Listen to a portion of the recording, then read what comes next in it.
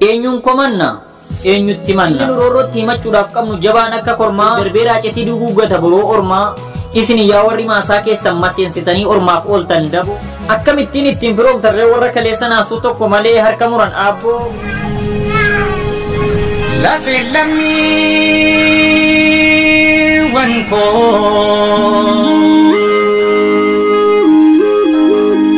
bakka jirtu iyyitee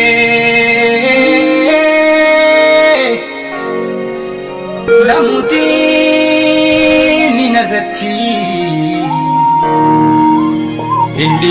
indichisiin jettee. Eenyuun komanna eenyutti manna inni nu roorrotti himachuudhaaf qabnu jabaan akka kormaa ul darbeeraa cetii duguuggata boroo ormaa isin yaa warri maasaa keessan maseensitanii ormaaf ooltan daboo akkamittiin ittiin firoomtarree warra kaleessa naasuu tokko malee harka muran aabboo mobuuphaa tokkoon goyyoomte amaanaa goototaa kan sharafteef kaayyoo amaanaa oliiqaa dingil amaanaa taaddasaa birruu amaanaa waaqoo guutuuf amaanaa magarsaa barii amaanaa eebbisaa addunyaaf amaanaa usmaayyoo garaa kamtu ittiin si firoomaree warra kaleessa naasuu tokko malee dhalarraa buusanii harma muran aayyoo biyya kaleessa harmatti muranii harkatti muranii dhiiratti kolaasanii ijaaruu dadhaban warri kaleessa yaadanne har'a badhaadhina keessatti lallaban isin yaa warra nu nyaachuudhaaf ilkaan qaqqarattan boroo ormaa teessanii sakaaltanii nu kuffisuuf jarri aada footan warra safuun beekne ilmoo harree ilmoo fardaa warri gootan bifaan wal fakkaatteef daaran daakuun taatu harreenis harreedha barri jijjiirameef har'a fardan taatu biyya silaaqaa takuftee afaan galaanaa irra geesse maqaa oromootiin deemtee har'a geesse osoo kanaan jirru du'aa fi ajjeechan reebichaaf saamichi barumaan bararraan nurratti wal jirjiiru osoo nun jiraanne biyyi kun hin jiru kanaan booda suuqiif karaa cufnee lubbuu dhala keenyas lammata wareegnu hidhannee falmanna yaa sabaa tiisisarraa teenyee damman jirran eegnu mixii keessaas qallee nu cooman kajeellu obsini hamma obsaa obsi daangaa qabaasi achi nu dhagaan affeellu kanas ta'ee sana yerootu murteesse eenyu akka goobaan galee eenyu akka gaabbu oromoon irra taa'ee waan boruu raaga malee rakkina ilaalchaan qabu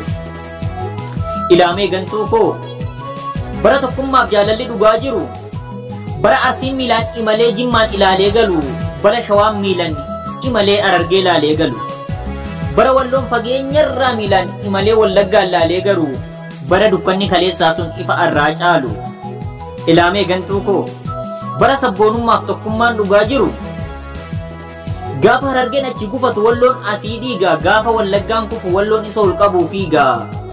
bara tokkummaa oromoo diinni cabsuu dadhabe taankiif masaa'ilaan bara jarri amantaan garagaraa oromummaa qofaaf boolla tokkotti dhuman maaliif kaleessa faarsite jettanii natti hin qabinaa qawwee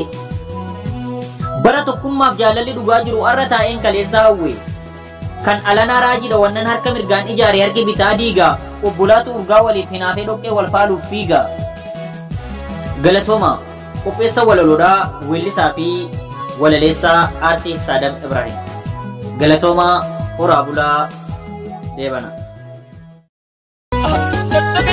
Jara kaluu bare sanatu qalmaata kalee har'as kunoo nutti gamuu dabare maaltu dubbii kaleecha kalee sandagataa jarri bulbuun ciibseen nama qalata